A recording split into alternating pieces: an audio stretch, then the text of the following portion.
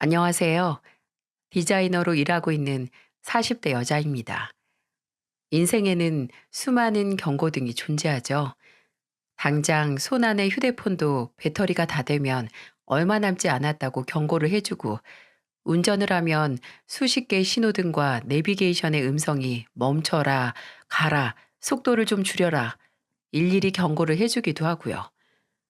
기계 문명의 시대에서 사람은 간혹 알아서 통제를 하지 않아도 기계가 시키는 대로, 기계가 말하는 대로 움직여도 안전하게 살 수 있는 시간을 살고 있습니다. 그런데 무엇보다도 인생에서 경고가 필요할 때는 바로 내 안에서 마음의 경고등이 켜져야 하는 순간이라는 생각이 들어요. 그 경고등이 살아온 경험에서 나오는 감에 의해 깜빡이는 거든지, 아니면 정말 설명할 수 없는 잠재력에 의해서든지 모르겠지만, 저는 경고등이 가장 필요한 순간에 그 경고등이 제가 사랑하는 사람의 형태로 깜빡인 경험이 있답니다. 무슨 황당한 소리인가 싶으시죠? 그렇다면 제 이야기를 끝까지 들어주시길 바랍니다. 저는 30 초반에 삼재가 지나고 나서 남편을 만났는데요. 남편은 제가 겪은 삼재가 지독한 만큼 정말 좋은 사람이었어요. 친구의 소개로 만난 남편은 세상에 치이던 저의 버팀목이자 정말 수호천사처럼 저를 지켜주는 사람이었죠. 그 당시 구두 디자이너로 일하던 저는 야근이 진짜 잦았거든요. 9시에 끝나는 건 웬 떡이냐 할 정도로 일찍 끝나는 수준이었고, 작업량이 많으면 기본이 11시 퇴근이었죠. 근데 공무원이었던 남편은 연애 기간 내내 제가 야근을 한다고 하면 늘 먼저 퇴근해서 집에 갔다가 다시 저희 회사에 출근했어요. 집에서 도시락을 싸서 저를 찾아온 거죠. 제가 늦게까지 일을 하다가 남편의 연락을 받고 회사 로비로 나가면 남편은 피곤에 쩔어서 유령처럼 다가오는 저를 참 안쓰럽고 애틋한 얼굴로 쳐다봤어요. 제가 남편의 따뜻하고 넓은 품에 안겨서 다 죽어가는 목소리로 속에도 없는 말을 하면, 남편은 다 아는 사람처럼 제 등을 토닥토닥 두들겨 주었어요. "뭐야? 뭐하러 왔어? 나 아직 일도 안 끝났는데. 그냥 집에서 쉬지. 우리 도연이 밥 먹이려고 왔지. 잠깐만 앉아서 쉬고 가. 도시락도 먹고." 저희가 결혼을 하고 나서도 남편은 햇살을 많이 받고 자란 소나무처럼 변함없는 사람이었어요. 원래 사람 기억이 다 미화된다고 하는데, 남편에 대한 기억은 미화된 것 하나 없이 정말 그대로인 것 같네요. 눈이 많이 온 날이면 평소보다 일찍 나가서 출근할 저를 위해 제 차에 쌓인 눈을 다 쓸어서 치워주는 게 일상이었으니까요. 제가 아들을 임신했을 때 아무래도 회사 업무량이 너무 많아서 그만두고 프리랜서로 전환을 했거든요. 근데 임신 막바지에 약간 조산기가 있어서 일찍 병원에 입원을 했어요. 다행히 문제없이 건강한 아들을 낳고 집으로 돌아오니까 옷방 겸 창고로 쓰던 방이 제 작업실로 바뀌어 있는 거예요. 알고 보니 남편이 저 집에서 편하게 작업을 하라고 저 모르게 천천히 방을 정리하고 꾸민 겁니다. 남편은 그런 사람이었어요. 엄청나게 큰 이벤트는 아니더라도 제가 조금 더 편하게 행복을 느낄 수 있도록 노력해주는 그런 사람이요. 근데 사람을 크게 좌절시키는 방법이 뭔지 아시나요? 바로 아주 행복한 순간에, 아, 이렇게만 살면 좋겠다 하는 순간, 불행의 나락에 던져버리는 방법이죠. 아들이 2살 됐을 때쯤 남편은 오랜만에 동창 모임이 있다고 나갔고, 저는 아들과 저녁을 먹고 거실에서 함께 누워서 책을 읽어주고 있었는데 깜빡 잠이 들었나 봐요. 순간 휴대폰 벨소리가 물에 잠긴 것 같은 고막을 뚫고 들렸어요. 놀라서 눈을 뜨고 주변을 살피니까 어둑한 방 안에 옆에서는 아들이 자고 있고, 거실 시계는 새벽 1시를 가리키고 있었죠. 막 잠에서 깨어난 상태에서 든 생각은 이 시간에 대체 누가 전화를 한 거지와 아직 남편이 안 들어왔나? 하는 생각이었어요. 불안함을 느낄 새도 없이 전화를 받았는데 낯선 남자의 목소리가 들리더군요. 김형주 씨 보호자 되십니까? 네? 아, 네, 제 남편인데 무슨 일이세요? 어디서 전화하시는 거예요? 일단 침착하시고요. 이런 말 드리기 정말 죄송합니다만 지금 서울 땡땡 병원으로 와주셔야 될 것 같습니다. 남편분께서 지금 교통사고를 당하셨어요. 순간 이명이 들리더라고요. 몇 층 몇 호실로 오라는 남자는 본인을 경찰이라고 밝혔고 그 목소리를 듣는데 삐 하고 거슬리는 이명이 같이 들려서 몇 번을 뭐라고요? 뭐라고요? 하고 되물은 것 같네요. 다리에 힘이 안 들어가는데 일단 남편을 만나러 가야 하니 집에서 입던 잠옷 차린 그대로 아이만 데리고 나와 택시를 잡았어요. 근데 그 시간에 택시가 어떻게 빨리 잡힐 수 있었겠어요. 큰 길까지 계속 걷다가 나중에는 정신 차리고 코를 불러서 간신히 병원까지 갔죠. 하지만 제가 도착했을 때는 이미 남편은 이 세상 사람이 아니었습니다. 늦은 밤 신호등을 건너다가 신호 위반 차에 치인 남편은 제가 도착하기 5분 전에 숨을 거뒀어요. 뭐가 그렇게 급하다고 나랑 우리 애 얼굴 한 번만 보고 가지. 누워있는 남편에게 가까이 다가가지도 못하고 그대로 바닥에 주저앉아서 정말 오랫동안 울었습니다. 아들은 엄마가 목이 찢어져라 우니까 뭣도 모르고 따라 울기 시작했고요. 남편 장례식은 어떻게 치렀는지 아직도 기억이 안 나네요. 부모님과 가까운 친척들, 그리고 제 친구들이 와서 저 대신 많이 도와줬던 것 같은데 그냥 구석에 영원히 빠져나간 채로 아이만 안고 가만히 있었던 기억만 납니다. 장례식이 끝나고 남편을 낙골당에 안치를 시킨 후에도 달라지지 않았어요. 아니, 이제 품에 아이를 안고 있지도 않았습니다. 정말 애를 방치한 채 술만 먹은 것 같아요. 취하면 내 옆에 이제 남편이 없다는 걸 인지하지 않아도 되고 슬픔이 한순간에 사라지니까요. 정말 눈을 감고 누우면 다음날 눈을 뜨고 싶지 않았어요. 이대로 잠에서 깨지 않아도 괜찮다는 생각을 정말 무수히도 많이 했네요. 폐인 같은 생활이 지속됐고 프리랜서 계약을 했던 회사도 개인 사정으로 작업을 더 이상 미룰 수 없다는 통보를 해왔어요. 근데 손에 뭘 쥐고 집중을 할 수 있는 에너지 자체가 바닥나서 될 대로 되라라는 식으로 시간을 허비했죠. 그러다가 어머니께서 집으로 찾아오셨습니다. 딸이 힘든 것도 알고 이해하지만 손주가 방치되고 있는 것도 계속 두고 볼 수는 없으셨으니까요. 거의 몇 달을 조금의 청소도 되지 않고 먼지만 가득 쌓인 집을 둘러보신 어머니는 제게 뭐라 말은 못하시고 청소부터 시작하셨어요. 그리고 제 아들을 씻기고 밥을 먹이셨죠. 저는 당연히 앞에 놓인 죽 한 술도 뜨지 못했고 어머니는 그런 저를 빤히 보시다가 눈물을 흘리셨어요. 사위 보낸 지 얼마나 됐다고. 이제 딸까지 잃을 것 같아서 엄마가 너무 무서워. 도연아, 너 이렇게 시름시름 앓다가 잘못되면 이 엄마는 어떻게 하니? 우리 현준이는 또 어쩌고? 어? 도연아, 너 잘못되면 지금 너 슬픈 만큼 네 자식도 슬프게 만드는 거야. 우리 딸 천천히 다시 시작하자. 어? 김서방이 너 지금 이러고 있는 거 보면 마음 편히 눈을 감을 수 있겠어? 다행히 저는 어머니와 주변 사람들의 도움으로 일상을 천천히 회복해 나갔어요. 친구들도 서로 번갈아 가면서 저희 집에 와서 제가 밥은 잘 먹는지 제 아들은 잘 있는지 확인해 줬고요. 어머니께서도 시간 나실 때마다 집에 와서 제 곁을 지켜주셨죠. 체육교사인 동생도 발령난 학교가 멀리 있어서 자취하던 곳도 멀었는데 퇴근하면 종종 들러서 제 상태를 체크했습니다. 제가 올 필요 없다고 해도 제게 투덜거리면서 누나 보러 온 거 아니거든? 우리 현준이 보러 왔거든? 이렇게 말하면서도 한편으로는 냉장고에 든 음식이 줄었나 안 줄었나 확인하고 갔었어요. 집에서 일도 시작하면서 왜 사람이 업이 있어야 하는지 깨닫기도 했네요. 집중할 일이 있으니까 잡생각 없이 시간을 보낼 수 있었어요. 아들과 있을 때는 아들에게 집중을 하고 일을 할 때는 일에 집중하는 만큼 외로움이나 공허함을 완전하게 잊을 수 있어서 술도 자연스럽게 끊게 됐고요. 그렇게 남편을 쏙 빼닮은 아들과의 생활과 일에 치중하면서 7년 정도 세월이 흘렀습니다.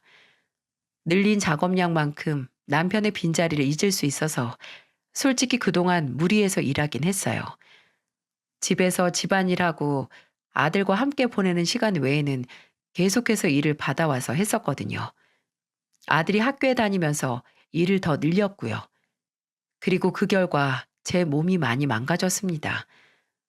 오래 앉아서 작업하는 일을 하다 보니까 자세도 굳었고 허리 통증이 심해져서 병원에 다니기 시작했어요.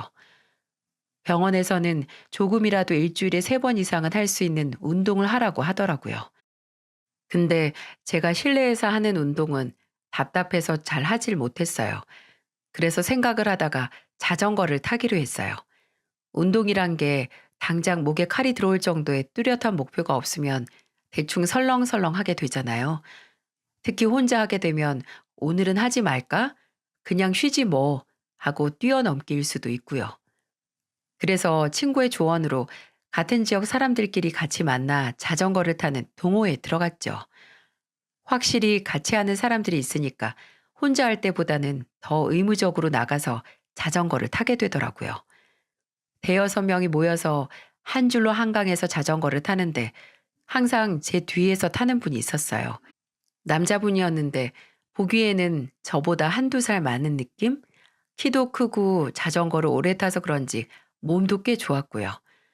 종종 모여서 대화를 나누면 조용하면서도 대화를 주도할 때는 주도하는 느낌이라서 되게 리더십 있는 사람 같다고 혼자 생각을 하고 있었죠.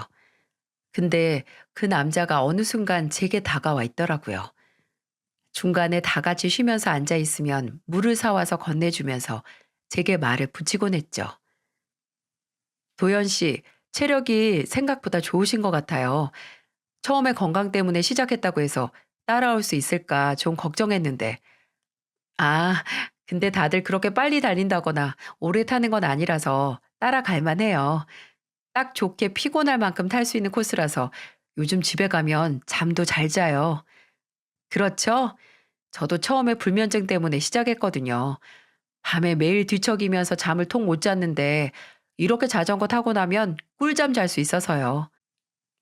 상대방의 말을 잘 이끌어내는 대화를 할 줄 아는 사람이었어요. 끊김없이 계속해서 대화할 주제를 이끌어내는 사람이요. 알고 보니 성형외과 의사였더라고요. 고객하고 상담하면서 단련된 대화 기술이라고 알아봤냐고 하면서 웃는데 느낌이 좋았습니다. 동호회 뒤풀이에서 다 같이 저녁을 먹으러 갔는데 남자는 탁자에 놓인 제 휴대폰 속 배경인 아들 사진을 보고 웃으면서 말을 하더군요. 아드님이에요? 너무 귀엽다. 한 10살 정도 되어 보이는데요. 비슷해요. 9살이에요. 또래보다 키가 좀 크긴 해요. 아빠 키 닮았나? 남편분도 키가 크신가 봐요. 네? 아, 네, 그렇죠, 뭐. 갑작스럽게 나온 남편의 얘기에 제가 좀 표정 관리를 못할 정도로 어두워졌거든요. 근데 남자는 다른 말 없이 대화 주제를 바꿔서 다시 얘기를 시작하더라고요. 그냥 그런가 보다 저도 넘어갔는데 식사를 다 하고 집에 오니까 번호를 교환한 남자에게서 문자가 와 있었어요. 잘 들어갔어요. 고민이 많을 때는 자전거 타면서 좋은 공기 마시는 것만큼 좋은 거 없어요. 동호회 모임 말고도 혹시 다른 사람하고 자전거 타고 싶으면 언제든 연락 주세요. 말 잘하는 만큼 이야기도 잘 들어주는 주연재입니다. 라고 말이죠. 남자는 그 찰나의 순간에 제 얼굴에 도는 어두운 기억을 알아본 모양이었어요. 처음에는 제 속을 내보였다는 생각에 이상하게 모임이 안 나가게 되더라고요. 일종의 방어 기제라고 할까요? 한동안 동호회에 안 나가다가 오랜만에 나가니까 남자는 저를 보고 깜짝 놀라더군요. 그리고 그전만큼 말을 걸어오지도 않았어요. 근데 모임이 끝나고 파하는 분위기에서 조용히 저를 잡고 그러더군요. 괜히 개인적으로 연락을 해서 미안하다고 그게 부담스러워서 제가 모임에 안 나온 줄 알았대요.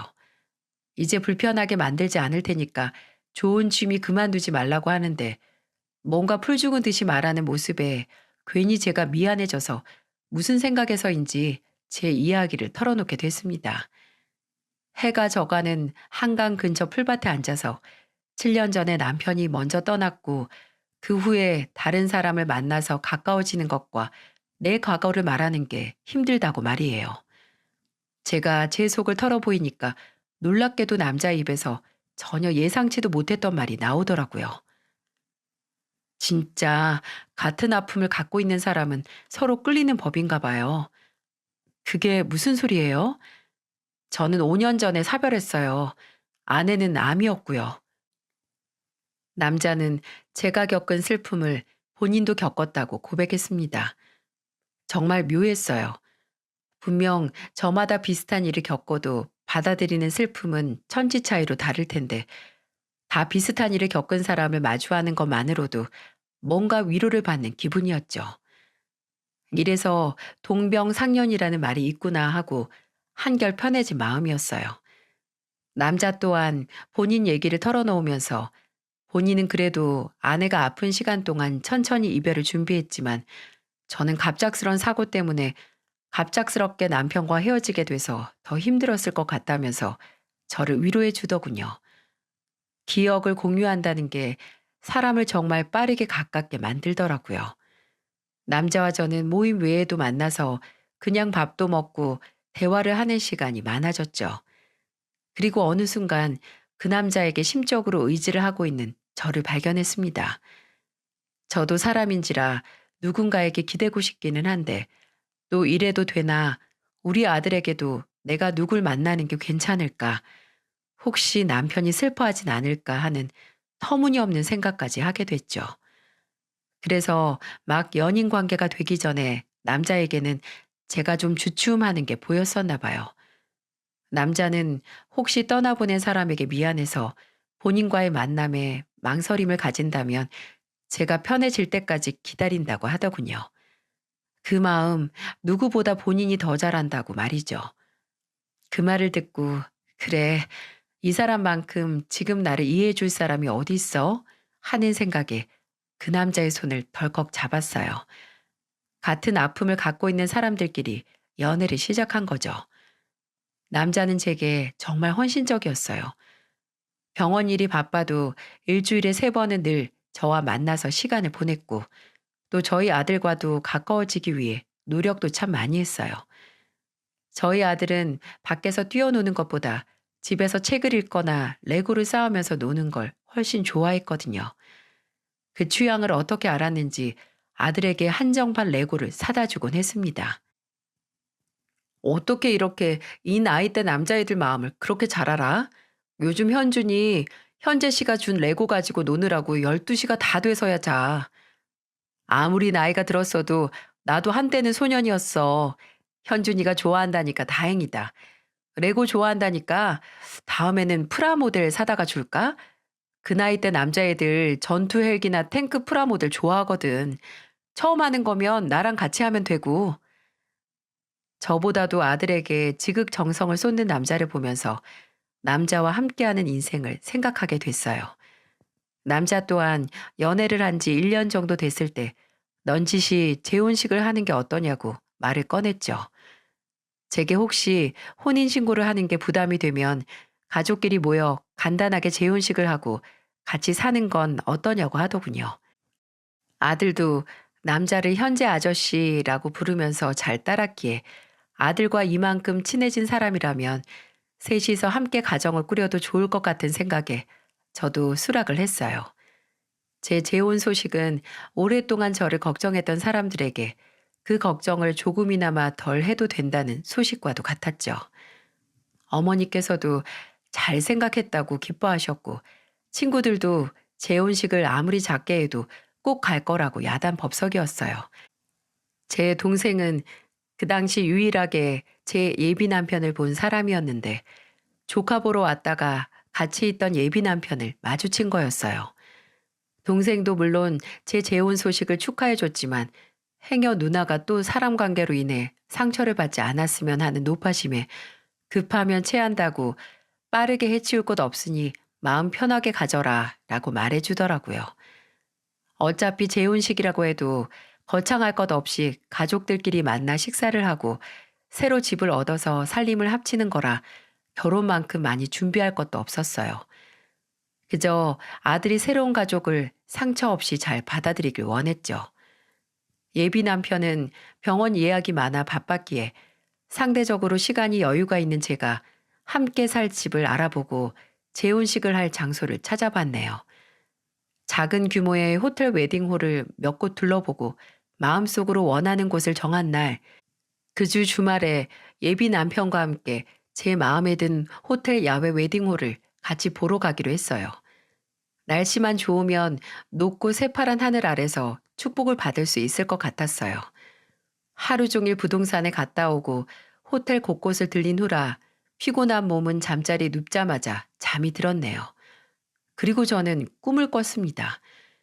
이 모든 걸 다 뒤집어 버릴 만한 운명의 경고등이 나오는 꿈을 말이죠.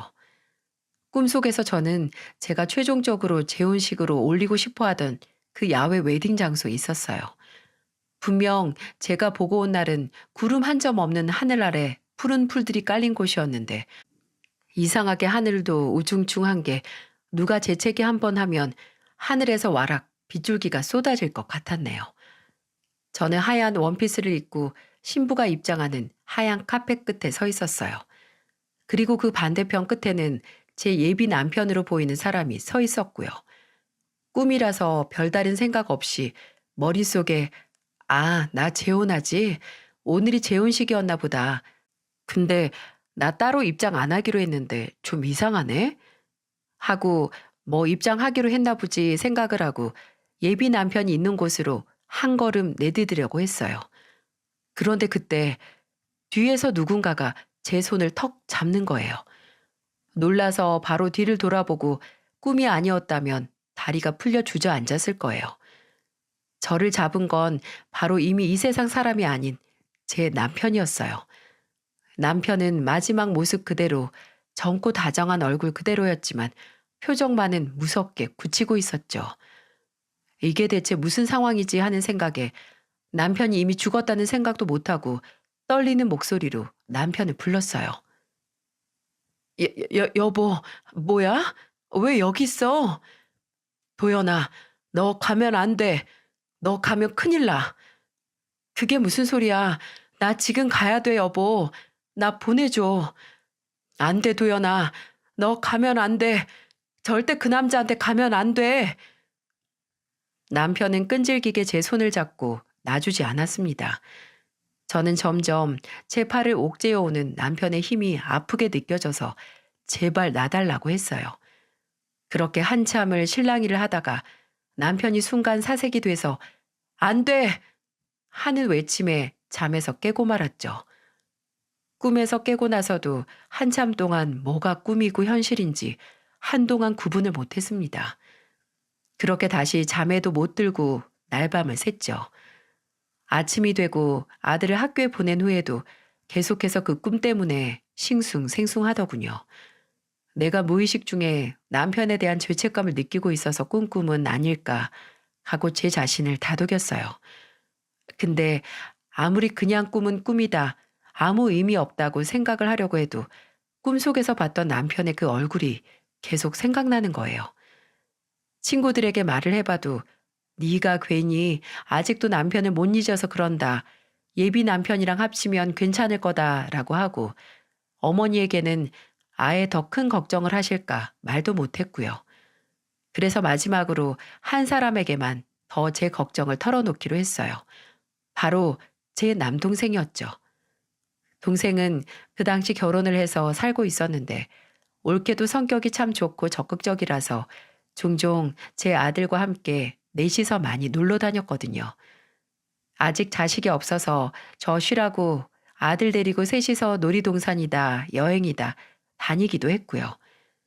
투덜투덜해도 늘 제 뒤치다꺼리를 해주던 든든한 동생이라서 동생에게 털어놓으면 뭔가 해답을 얻지는 못해도 제 마음은 편해질 것 같았어요.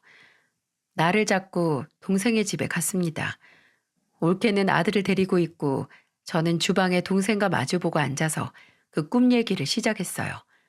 제가 꿈 얘기를 하면 할수록 동생 표정이 묘하게 가라앉더군요. 저는 설명을 마치고 조용히 동생의 눈치를 보다 물었어요. 내가 괜한 꿈 꾼 거겠지? 나 이 꿈 때문에 식장 예약도 미뤘어. 그 사람한테는 마음에 드는 곳이 없다고 더 알아보겠다고 했고, 내가 예민한 거겠지? 그치? 아니야. 잘 미뤘어. 누나한테는 그때 말 안 했는데, 나 사실 그 남자 만나고 나서 좀 찝찝했어. 찝찝했다고? 왜? 왜 사람이 느낌이라는 게 있잖아. 그 사람 웃는 게 어딘지 좀. 원래 남자는 남자가 봐야 잘 아는 거야. 그게 뭐야? 그냥 느낌일 뿐이잖아. 그럼 누나는 한 번 꿈에 안 나오던 매형이 이때 갑자기 나온 게 그냥 우연 같아? 그걸 모르겠으니까 문제지. 진짜 개꿈이면 어떡해? 누나 잘 생각해봐. 아무리 누나가 사서 걱정한 거더라도 먼 일 나기 전에 돌다리 두드려 보고 가는 게 훨씬 나아. 그리고 누나, 매형을 생각해봐. 매형이 괜히 누나 꿈에 나와서 괜한 걱정하라고 속 시끄럽게 할 사람이야? 죽은 매형은 누나가 더 잘 알잖아. 내가 아는 매형은 아내가 새로운 시작한다고 해서 괜히 초칠 그런 사람 아니야. 오히려 본인 있고 잘 살라고 축복해줄 사람이지. 맞는 얘기였어요. 남편은 괜히 저를 혼란스럽게 할 사람이 아니었습니다. 그게 한낱 꿈의 형태라고 해도 말이죠. 동생은 제게 최대한 재혼식 준비는 미루고 예비 남편에게는 별다른 티를 내지 말라고 했어요. 내 친구 중에 정식이 알지? 예전에 우리 집 와서 누나가 한 떡볶이도 많이 얻어먹었잖아. 걔가 심부름센터 하잖아. 돈만 얹어주면 흥신소보다 사람들이 더 잘 캐. 친구 부탁이니까 돈도 덜 받고도 해주겠지. 동생은 심부름센터를 하는 친구에게 확실하게 예비 남편에 대해 알아봐 달라고 부탁하겠다고 했고, 저는 불안한 마음을 최대한 가라앉히고 기다렸어요. 기다리면서 수천 수억 번은 제발 그냥 내 불안감이 만든 꿈이겠지. 제발 그래라. 라고 빌었습니다. 이 관계가 아깝다기보다는 그냥 다시 혼자가 된다는 게 무서웠나 봐요. 한 달 동안 예비 남편과 만남도 피하고 만나도 별다른 얘기를 안 했습니다. 예비 남편은 그저 제가 재혼식을 앞두고 마음이 뒤숭숭해서 그런가 보다 하고 넘어갔어요. 그리고 한 달 하고도 일주일 뒤에 드디어 동생에게서 연락이 왔습니다. 가타부타할 설명 없이 당장 지금 집으로 가겠다는 동생의 말은 제 불안감을 더욱 증폭시켰죠. 얼마 안 있어 동생이 집에 도착을 했고 동생은 제 얼굴을 보자마자 이 말을 내뱉었습니다. 나 지금 그냥 곧바로 그 새끼 병원 찾아가서 뒤집어 엎으려고 하다가 온 거야.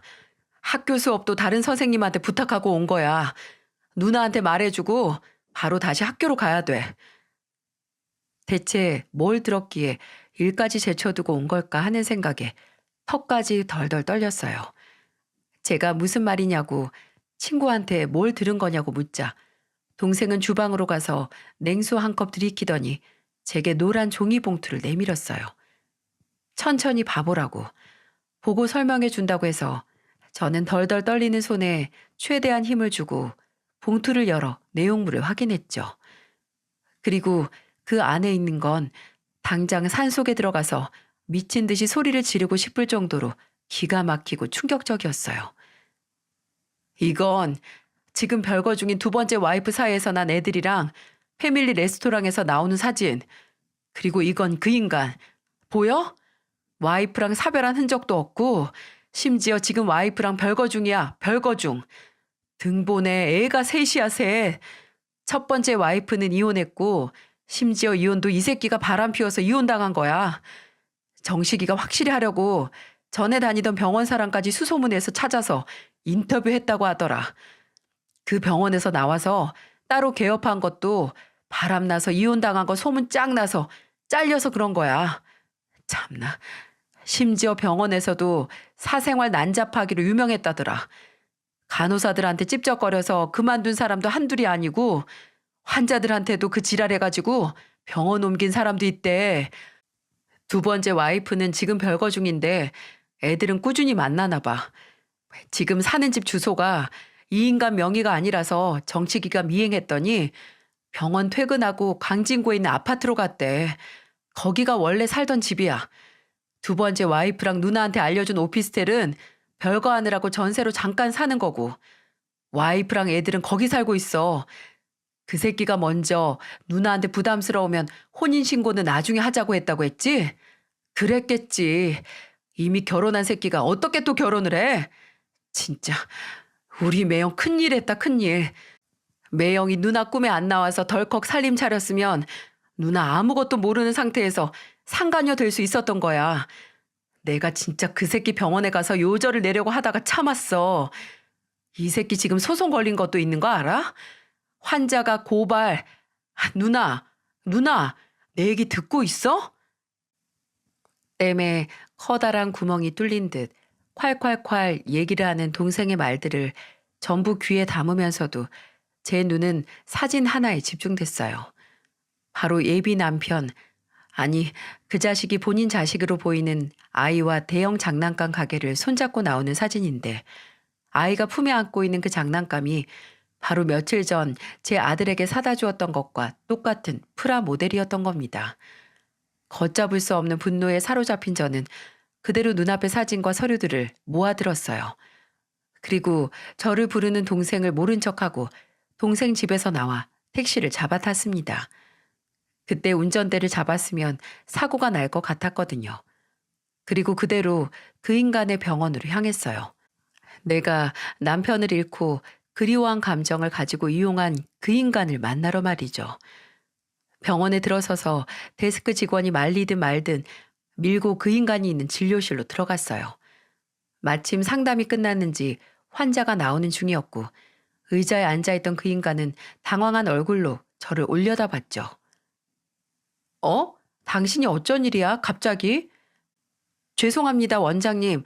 이분이 갑자기... 아니에요. 아는 사람이에요. 점심시간까지 예약 없죠? 그 인간은 아주 부드러운 말투로 저를 따라 들어온 간호사를 내보냈고 다시 저를 보고 무슨 일이냐고 다정하게 물었습니다. 아는 사람? 그래, 이미 병원 사람들은 원장님 아내랑 자식들 빤히 다 알고 있을 테니까 나보고 재혼할 상대라고 말도 못하겠지. 무슨 소리야. 느닷없이 찾아와서 알아듣게 좀 말해. 시간 아까우니까 모른 척 하지 말자. 그냥 지금 내가 당신이 두 번째 아내랑 살고 있는 집 숟가락 젓가락 수까지 다 알고 있다고 생각해. 그럼 대화가 좀 빨리 진행될 테니까. 어디서 들었어? 대체 뭘 한 거야? 그건 알 필요 없고 당신 정말 상종도 못할 쓰레기구나. 뭐? 아내를 암으로 잃었어? 그래서 내 마음을 누구보다 잘 안다고? 이 정도면 무슨 정신병 수준 아니니? 원래 상대방 마음 얻으려고 연애하기 전에 마음에 없는 소리 하잖아. 그거랑 같은 거야. 말이 되는 소리 좀 해. 그냥 이빨 터는 거랑 차원이 다른 거짓말이라는 거 당신이 더 잘 알잖아. 그리고 지금 별거 중이라서 떨어져 있는 자식한테 사준 장난감을 감히 내 아들한테 똑같이 선물을 해? 진짜 감탄스러울 정도로 뻔뻔하다. 의대를 나온 게 아니라 어디서 사람 속이는 법 배우는 거 아니야? 이 더러운 새끼야. 와, 이렇게 몰상식하게 남의 영업장 와서 소리 지르는 거 보니까 너랑 재혼을 하는 것보다 그냥 원래 와이프한테 돌아가는 게 훨씬 낫겠다는 생각이 든다. 말은 똑바로 해. 이미 결혼한 새끼가 무슨 재혼이고 원래 와이프가 아니라 두 번째로 결혼한 별거 중인 와이프겠지. 이 멍청한 새끼야. 그 모자란 머리로 잘도 이때까지 날 속였네. 놀랍다 정말. 그래, 다 떠들었으면 나가. 이미 다 알게 된 거 입 아프게 나랑 신랑이 할 필요도 없잖아. 그냥 외롭던 참에 둘이 잘 놀았다고 치고 예전 자리로 돌아가자. 나는 내 와이프랑 애들 있는 자리로, 너는 그냥 네 아들하고 둘이서 사는 그 자리로 말이야. 어때? 그래, 나는 내 아들 있는 원래 자리로 돌아갈 거지만 너는 과연 돌아갈 수 있을까? 세상 어느 여자가 너같이 더러운 놈을 받아주겠어? 쓰레기는 재활용이 된다고 하지만 너 같은 건 음식물 쓰레기만큼의 수준도 못 돼서 짐승줄 찌꺼기로 쓰지도 못할 거야. 너 분명히 네 업보에 숨 막혀서 질식할 거다. 이 짐승보다도 못한 새끼야. 저는 그 말을 그 인간의 재수 없는 얼굴에 내뱉고 병원을 나왔어요. 부들부들 떨리는 다리로 한참을 걸었습니다. 이대로는 절대 끝낼 수가 없어서 제 말대로 그 인간이 돌아갈 자리를 없애버려야겠다고 생각했어요. 그래서 동생에게 전화를 걸었습니다. 그리고 친구인 정식이에게 그 인간 두 번째 와이프와 아이들이 살고 있는 집 주소를 알아냈어요. 그렇게 알아낸 아파트 앞에 서서 멍하니 생각을 정리했습니다. 이렇게 왔어도 어떻게 그 여자에게 상황을 설명할 것이며 그 여자가 제 말을 믿어줄 보장도 없으니까요. 하지만 무작정 기다렸어요. 동생의 친구 말로는 그 여자는 평일 2시쯤에 요가에 갔다가 돌아온다고 했고 그때 시간이 1시 반이었거든요. 혹시 그 여자가 원래 예정되어 있던 스케줄대로 움직이지 않을 수도 있지만 상관없었어요. 그 당시 제게는 그 방법밖에 생각이 안 났거든요. 그리고 2시 40분이 넘어갈 때쯤 어깨에 짐백을 맨 여자가 나타났습니다. 아까 사진에서 본 그 여자가 말이죠. 저는 천천히 그 여자에게 다가갔어요. 그리고 최대한 침착한 목소리로 말을 걸었습니다. 실례합니다. 최현영 씨 맞으세요? 네, 그런데요, 절 아시나요? 저는 이도연이라고 하는데 이번에 그쪽 남편 주현재 씨와 본의 아니게 재혼식을 할 뻔한 사람이에요. 여자는 저를 방금 정신병원에서 탈출한 사람처럼 쳐다봤어요. 그럴 수밖에 없겠죠. 너무 뜬금없이 터무니없는 말이었을 테니까요. 저는 재빠르게 손에 준비하고 있던 휴대폰을 들어 여자 앞에 내밀었어요. 그 인간과 제 아들이 다정하게 포옹하고 있는 사진이었죠. 제 아들이에요. 이 애가 당신 남편 아들이 될 뻔했어요. 예상대로 여자는 들을 말 없다고 저리 가라고 하면서 제게서 멀어졌습니다. 저는 그런 여자 뒤에 대고 그쪽 애들이 조금이라도 부끄러움 없는 아빠에게서 자라길 바란다면 제발 제 말 좀 들어주세요. 라고 했지만 여자는 아파트로 쏙 들어가 버렸어요. 저는 무기력하게 나올 때까지 여기서 기다리겠다고 했죠. 이대로 끝인가 했습니다. 아마 여자는 충격 속에서 그 인간에게 전화를 걸 테고 그 인간은 태연하게 거짓말을 해서 또 속이겠지 하고 포기해야 하나 싶었어요. 그런데 한 10분 정도 뒤에 아파트 공용 현관문이 열리면서 그 여자가 나왔습니다. 그리고 제게 가까운 카페에 가서 얘기를 하자고 하더군요. 한 쓰레기에게 동시에 속아버린 여자가 마주 앉아서 어처구니 없는 대화를 나눴습니다. 알고 보니 여자는 이전에 외도로 이혼한 것도 모르고 오히려 그 인간 첫 번째 아내가 바람을 피워서 이혼을 했다고 알고 있더라고요. 저는 그 여자에게 그 인간이 이전에 일했던 병원 사람들의 증언을 들려주었고 저와 나눈 문자 대화, 함께 찍은 사진 등 여자를 속이고 저와 재혼 준비를 하고 있었다는 걸 증명할 만한 모든 걸 보여줬어요. 여자는 제 앞에서 눈물을 보였다가 이내 찬물을 벌컥벌컥 마시고 욕을 내뱉기도 했고 또 왜 본인이 몰랐을까 하고 허탈하게 자책을 하기도 했어요. 그쪽 탓이 아니에요. 속인 놈이 문제지 속은 사람이 자책하는 게 무슨 소용이에요. 그 인간은 저한테 그쪽한테 돌아간다고 했어요. 본인은 돌아갈 곳이 있다고 아내랑 합칠 거라고요. 말도 안 되는 소리 하고 있네요. 합칠 생각 없어요. 별거도 원래 이혼하고 싶었는데 애들 생각해서 겨우 한 거고 이번에 다시 잘해보려고 한 것도 다 애들 때문이었으니까. 근데 정말 더 이상은 안 되겠네요. 차라리 아빠 없는 애들 만드는 게 낫지. 이런 쓰레기 새끼는 내 자식들 인생에서 없어지는 게 나아요. 여자는 제게 알려줘서 고맙다고 이렇게 만나게 된 게 정말 유감이라고 하더군요. 저도 유감이라고 했습니다. 솔직히 제 앞에서만 이혼한다고 했던 걸지도 모르죠. 그 인간의 새치혀에 속아서 다시 생각할 수도 있으니까요. 하지만 며칠 뒤에 그 다짐이 그저 말뿐이 아니라는 걸 알게 됐어요. 서로 각자 갈 길 가자고 했던 그 인간이 저를 찾아왔거든요.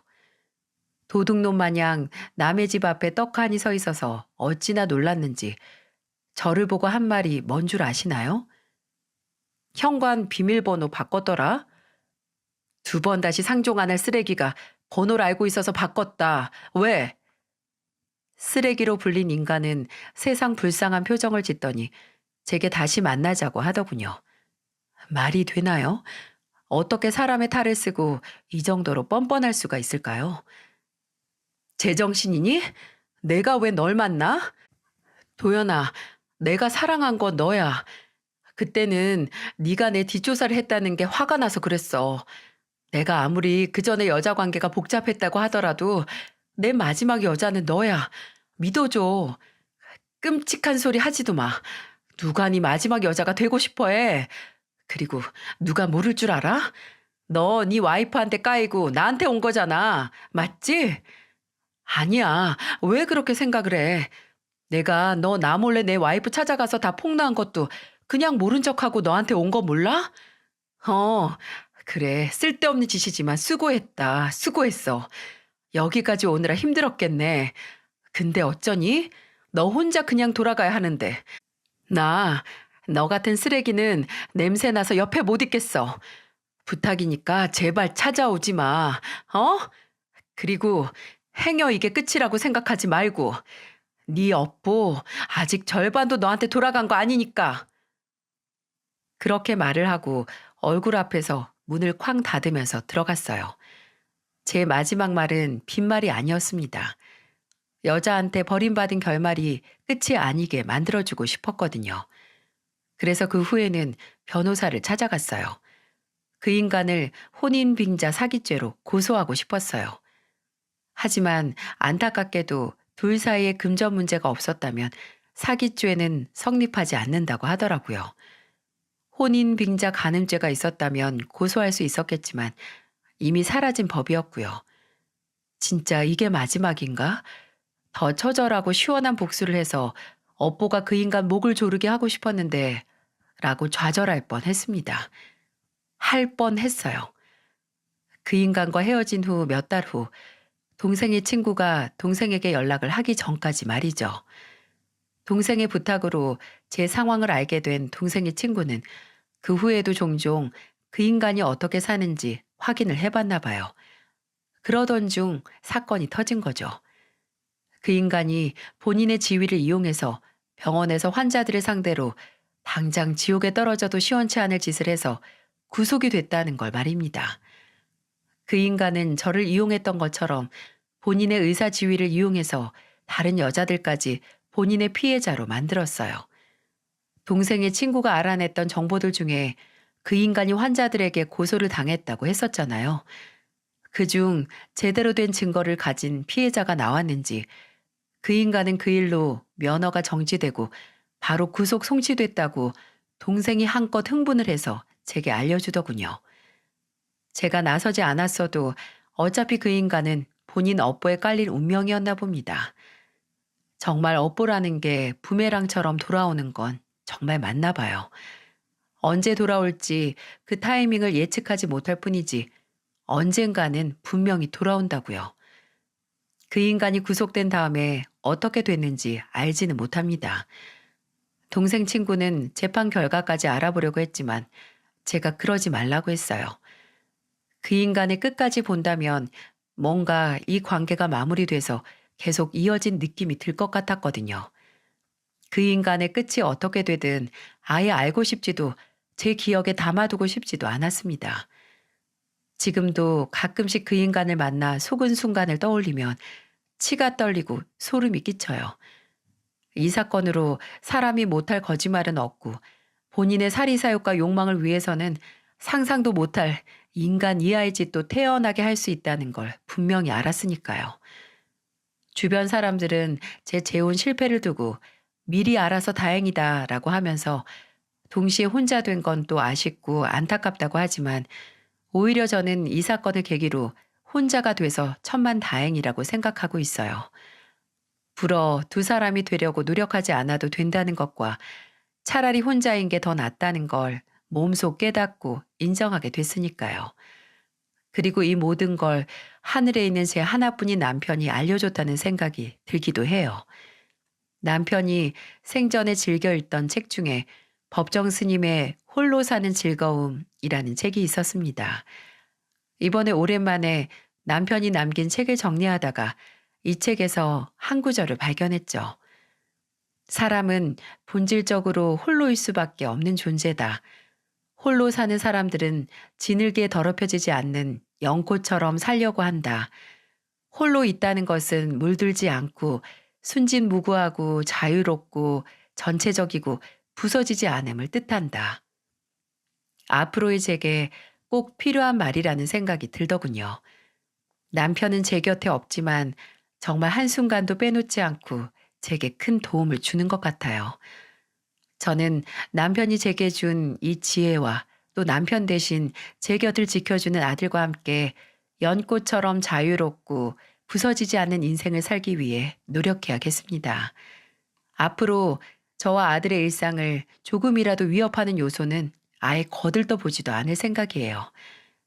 제 이야기를 들어주신 여러분과 제 곁을 지켜주는 가족들과 친구들, 그리고 늘 그랬듯이 안녕하세요. 보물과 같은 딸과 아들을 둔 40대 주부입니다. 여러분은 생각 없이 누군가에게 베푼 친절이 상상도 못할 정도로 큰 보은으로 되돌아온 경험이 있으신가요? 제게는 너무나 당연한 행동이 나중에 눈덩이처럼 커다래진 복으로 찾아오는 거죠. 떡 줄 사람은 꿈도 안 꾸는데 김칫국부터 마신다. 이런 말이 있잖아요.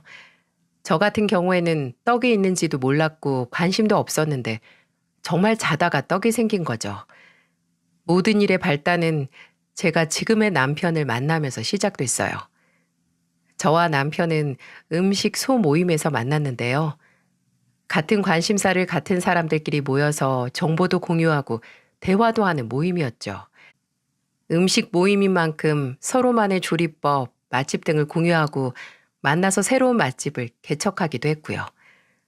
회사 생활에 찌든 저의 숨통을 틔워주고 소소한 행복을 주는 모임이었어요.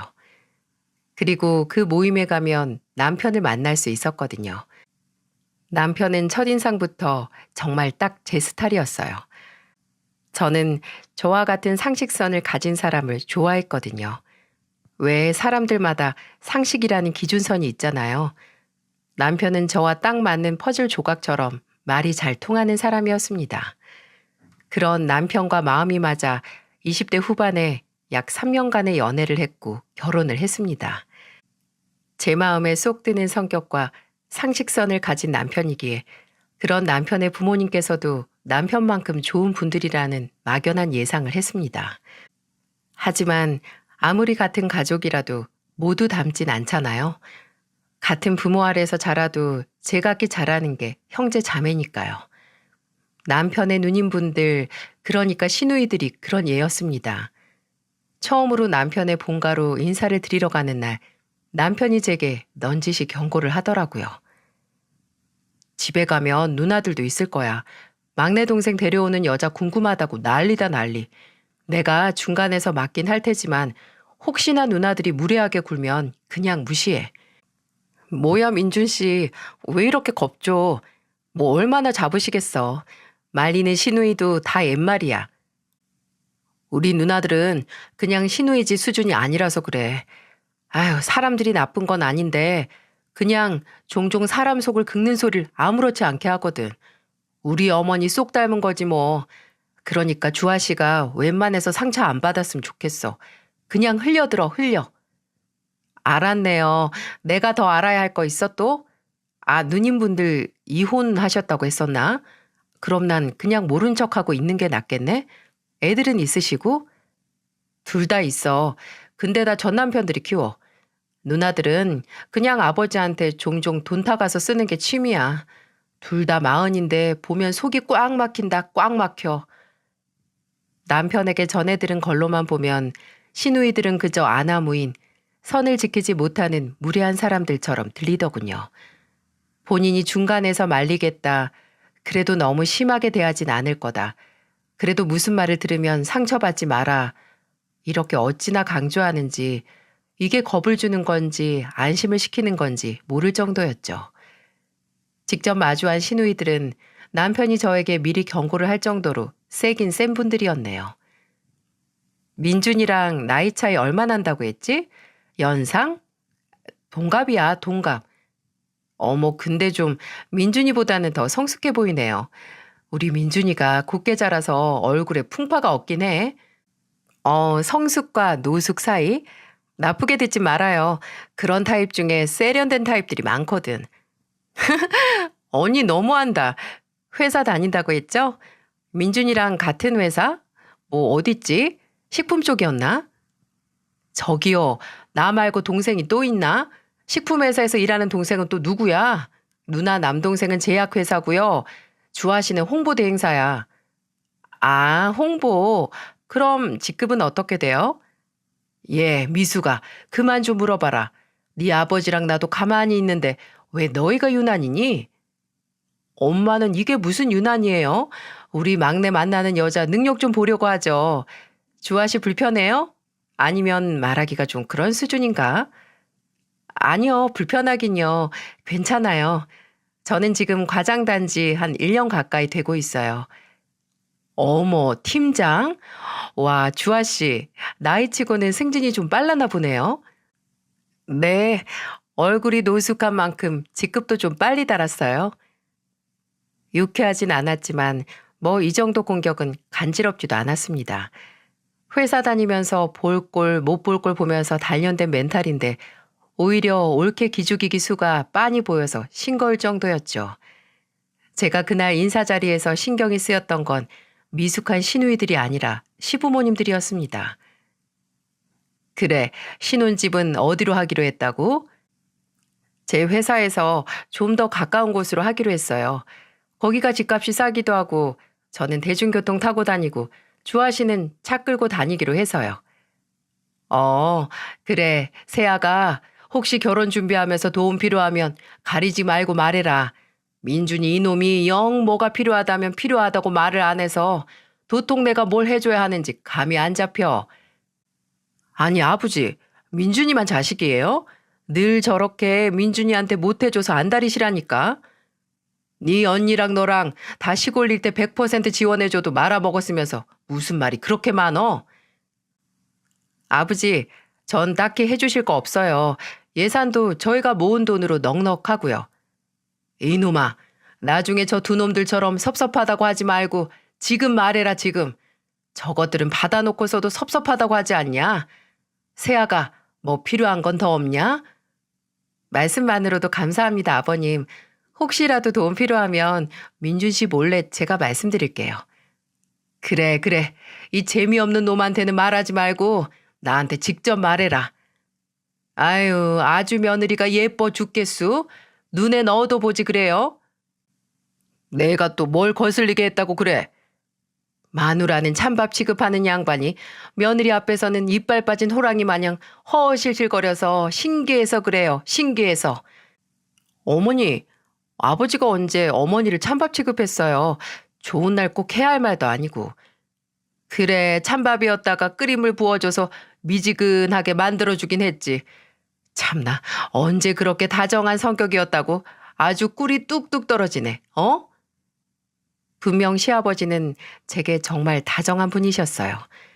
처음 얼굴을 보자마자 세아가 세아가 하면서 언제나 뭔가 챙겨주려고 하셨죠. 시어머님도 좀 묵뚝뚝하고 말이 별로 없으셨지 크게 나쁘신 분은 아니었어요. 까탈스럽긴 하셨지만 예의가 있는 분이었습니다. 근데 두 분 사이가 묘했어요. 특히 시어머니는 저녁 식사 내내 시아버지의 모든 말을 탐탁지 않아 하셨고 또 종종 괜한 트집을 잡으셨어요. 솔직히 그때는 내가 오기 전에 두 분이 싸우셨나 보다라고 생각을 했죠. 남편도 딱히 말을 하지 않았으니까요. 시아버지가 시어머니와 또 시누이들과 사이가 좋지 않은 만큼 남편에게 의지를 많이 하셨어요. 남편은 종종 시아버지의 호출을 받고 가서 함께 술 한잔 하자고 들어오곤 했습니다. 시댁에서 새로운 식구가 된 절 가장 환영해 준 사람도 바로 시아버지였고요. 종종 제가 좋아하는 과일을 집으로 보내주시기도 하고 고기를 안 좋아하는 저를 위해 제철마다 생선, 해산물을 보내주시기도 했고 어쩔 때는 좀 황송할 정도로 잘해주시기도 했었죠. 어느 날 퇴근 전에 시아버지에게서 전화가 오는 겁니다. 여보세요? 아버님 웬일이세요? 세아가, 너 이제 퇴근하냐? 네, 이제 퇴근하려고요. 왜요? 내가 지금 너희 회사 근처인데 내려오면 바로 내 차 보일 게다. 네? 아버님이요? 갑작스런 방문에 어안이 벙벙했어요. 집도 아니고 회사에 오신다고? 무슨 일이 났나 싶어서 헐레벌떡 회사 건물 밖으로 나와서 시아버지의 차를 찾았습니다. 영문을 모르는 제가 조수석에 타면서 시아버지에게 무슨 일이냐고 물어도 기다려 보라고만 하시고 운전을 하시더라고요. 궁금증만 증폭시켜 놓고 시아버지가 저를 데려간 곳은 다름 아닌 근처에 있는 백화점이었어요. 그날은 저의 생일 전날이었고 시아버지는 제게 생일 선물을 사주시기 위해 백화점으로 저를 데리고 오신 거였죠. 내가 알아서 사고 싶어도 이 늙은이가 젊은 애들 취향을 어떻게 알아? 가서 원하는 걸로 골라 잡아라. 너무 싼 걸로 잡으면 통과 안 시킬 거다. 시아버지는 일정 금액 이상의 물건을 고르라고 제게 말씀하셨어요. 저는 백화점에서 덜컥 비싼 물건을 고를 수 없어서 발만 동동거렸죠. 죄송스럽게 늘 받기만 했으니 사람이 엄치가 있어야죠. 처음엔 작은 향수를 골랐다가 시아버지에게 빠꾸당하고 반지갑 골랐다가 놓고 다른 거 고르라는 시아버지 압박에 결국 결혼하고 처음으로 시아버지께 받는 선물로 명품 가방을 고르고 말았습니다. 결제하면서도 제가 죄송해서 어쩔 줄 몰라 하니까 시아버지는 화통하게 웃으시면서 처음 선물이니까 큰 거 주지 내년에는 기대하지 말라고 하셨네요. 집에 와서 남편에게 시아버지께서 사주신 가방을 보여주면서 마음이 너무 불편하다고 했어요. 근데 남편은 그런 제게 이런 말을 하더군요. 당신이 선물 주는 맛이 나서 그래. 반응이 좋으니까. 반응? 우리 어머니랑 누나들은 아버지가 뭘 해줘도 너무 당연한 걸로 받아들이거든. 어쩔 때는 성에 안 차서 더 내놓으라고도 하고. 근데 당신은 아버지가 삼을 해주면 거의 팔 만큼 반응하잖아. 황송해서 어쩔 줄 모르겠다는 것처럼. 또 당신이 아버지한테 늘 말을 예쁘게 하기도 했으니까. 너무 부담스러워하지 마. 누나들은 3을 주면 10을 더 달라고 하는데 나야 아버지가 뭘 해주시면 왜 해주시냐고 안 해주셔도 된다고 하는 재미없는 아들이고. 알면 좀 고쳐. 그게 말이 쉽나? 근데 우리 아버지 기준을 너무 높여놓으셨는데 아버지가 가방 해주셨으면 난 당신 생일 선물로 뭘 해줘야 하나? 아유, 많은 거 안 바래요. 변기나 앉아서 좀 써. 남편의 말을 듣고 나니 시아버지에게 연민이 느껴졌어요. 시아버지는 6층짜리 원룸으로 구성된 건물을 소유하셔서 임대 사업을 하고 계셨거든요. 건물주라는 게 말이 돈을 갈퀴로 긁어모은다고 생각이 되지만 시어머님과 시누이 둘까지 책임지기에는 또 버거울 것 같다는 생각이 들더라고요. 매번 해줘도 더 해달라는 가족을 보면서 얼마나 공허하셨을까 괜히 제 마음까지 외로워지더군요. 그런 말을 듣고 난 만큼 저도 더욱더 시아버지에게 잘하려고 노력했습니다. 물론 시아버지께서 저를 챙겨주시는 것에는 못 미치겠지만 며느리로서 최선을 다했어요. 나중에 제가 첫째, 둘째를 낳았을 때는 산후조리원도 시아버지께서 지원해 주시고 아이 낳고 일을 그만둔 제게 용돈하라고 현금도 종종 손에 쥐어주셨어요. 아휴, 제가 이런 은혜를 어떻게 다 갚을 수 있을까요? 그저 늘 한 번을 더 찾아뵙기 위해서 노력하고 더 많이 함께 시간을 보내는 것 뿐이었죠. 그렇게 제가 결혼을 하고 10년이 훨씬 넘어갈 때쯤 왜 더 시아버지와 시간을 보내지 않았을까 후회를 하게 되는 사건이 터지고야 말았어요. 집에 있던 남편이 한 통의 전화를 받고 그대로 땅에 주저앉더라고요. 거실 소파에 앉아있던 저는 그 모습을 보고 바로 달려갔죠. 남편을 부축하면서 도대체 무슨 일이냐고 물으니까 남편은 입술을 파르르 떨면서 말하더군요. 아버지가 나 병원 가야 돼 지금. 아버지가 암이시래. 대체다 이게 무슨 말인가요? 듣기만 해도 무섭더군요. 암이라니. 매번 건강검진이 귀찮다고 미루셨던 시아버지가 근래에 살이 많이 빠지셨거든요. 배가 아프다고 식사도 잘 안 하셔서 처음에는 여름이라 식중독은 아닌가 싶었는데 나이도 있으시니 저와 남편이 거의 반강제적으로 건강검진을 받으시게 했었어요.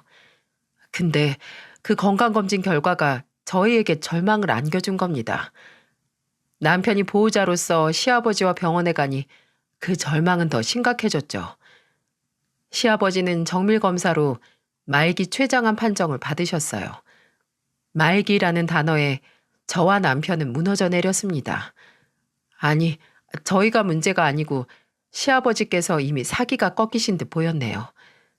70대 초반이었던 시아버지는 앞으로 본인에게 최소 10년은 남아있을 거라고 철석같이 믿고 계셨는데 저희 애들 대학 들어가는 것도 보시겠다고 하셨던 분이 앞으로 살 날을 1년도 확실하게 할 수 없어지자 그저 패닉 상태에 빠질 뿐이었죠. 더욱더 놀라운 건 시어머니와 시누이들의 반응이었어요. 앞으로 시아버지의 항암 치료를 어떻게 할지, 입원을 할지, 집에서 치료를 다닐지 가족들이 다 같이 모두 모여서 의논을 했던 날이 있었거든요. 둘째 시누이는 이미 선약이 있다고 참석조차 안 했고 첫째 시누이는 몇 분 앉아 있다가 피곤하다며 먼저 자리를 떴어요.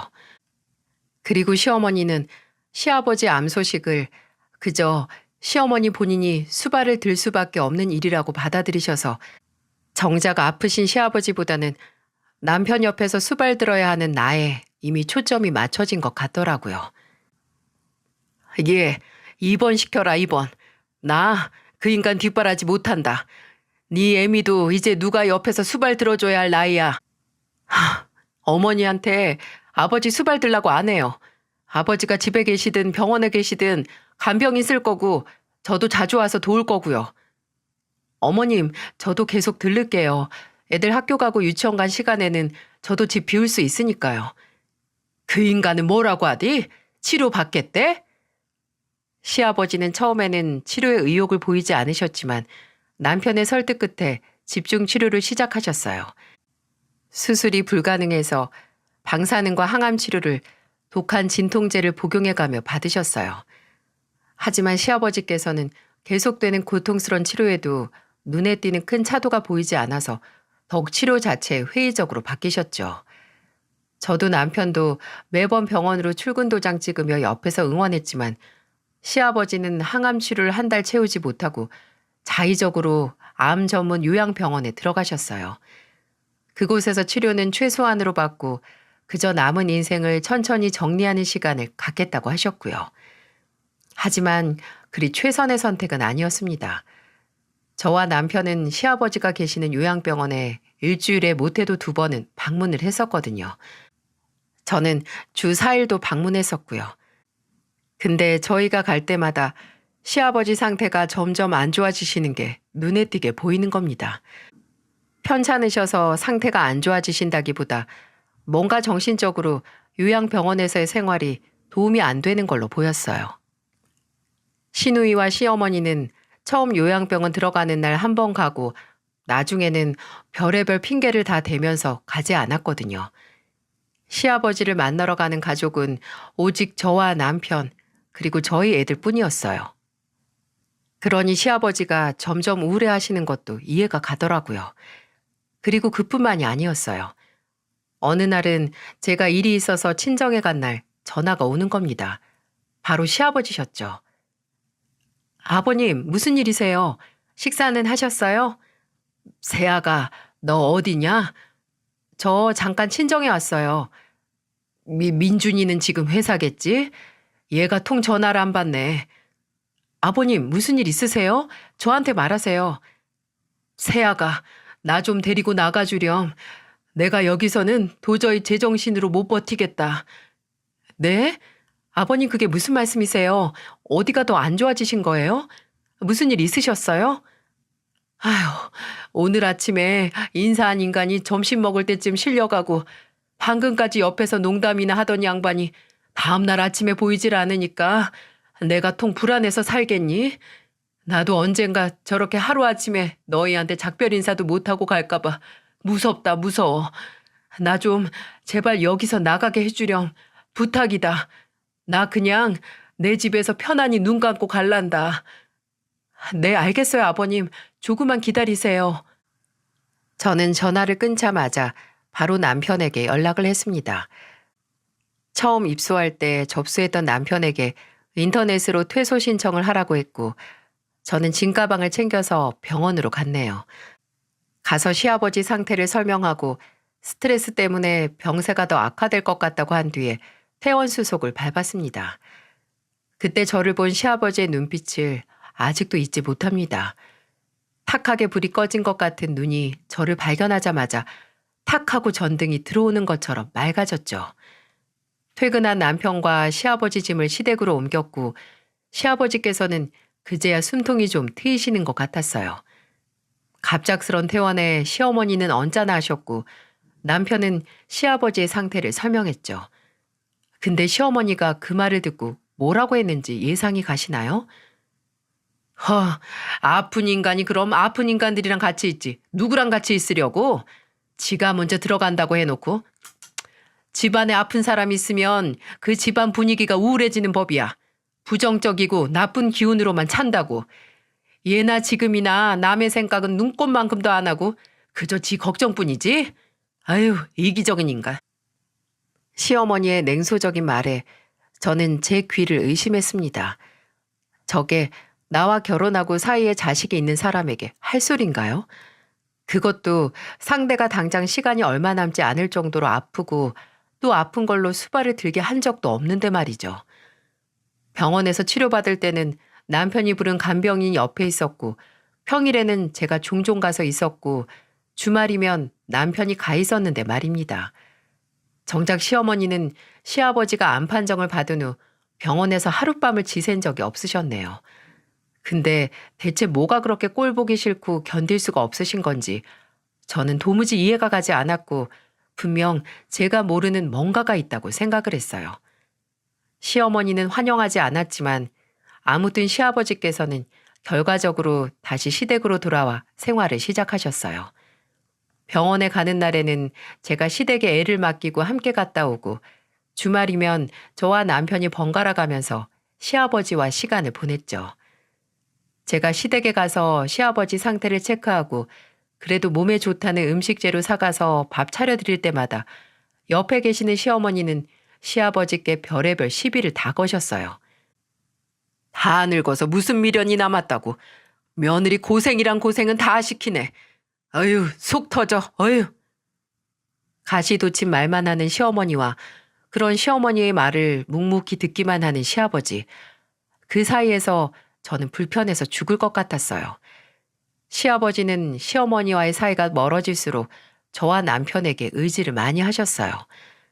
저희 부부가 가능한 부분까지 최선을 다한다고 했지만 저희가 없을 때 시아버지가 시댁에서 어떤 시간을 보내는지 알지 못했죠. 시댁으로 거처를 옮기면서 간병인이 없어도 될 만큼 체력은 회복을 하셨거든요. 남편은 시어머니께 아무래도 복용하는 약이 많으니 옆에서 약 먹는 시간만 챙겨달라고 부탁을 해놓은 상태였어요. 근데 한 번은 저와 남편이 하루 시댁에 방문을 못했던 날 시아버지께서 응급실에 갔다는 시어머니 연락을 받게 됐죠. 저와 남편은 호둥지둥 병원으로 향했고 알고 보니 시아버지께서 진통제를 비롯한 약을 제때 드시지 못해서 통증으로 경미한 발작이 왔던 거였어요. 병원에서 마지막 식사가 언제냐고 묻는데 시어머니는 태어난 얼굴로 점심은 먹고 저녁은 안 먹었다고 하시는 겁니다. 식사를 제때 안 하시고 약도 건너뛰신 거죠. 저와 남편은 하루 동안 시아버지 상태를 확인 못해서 이런 일이 일어났다는 죄책감을 가지고 시아버지를 병원에 입원시켰어요. 차도를 보고 검사를 하기 위해 며칠 입원해야 한다고 하더라고요.